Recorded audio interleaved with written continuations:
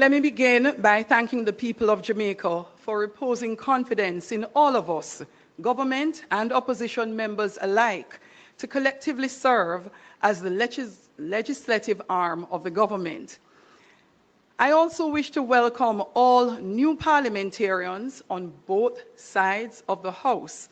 and to warmly welcome back those returning, whether after a long hiatus or a short break for necessary diplomatic processes recently concluded.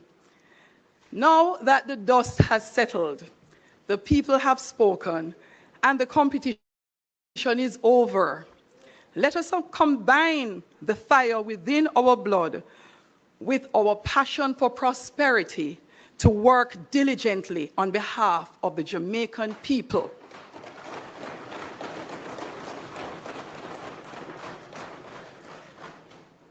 While we may not always agree and often disagree on the best route to achieve outcomes, I invite every member of this honorable House to keep our discourse respectful, compliant, and focused on our singular objective, that is the interests of the people of Jamaica.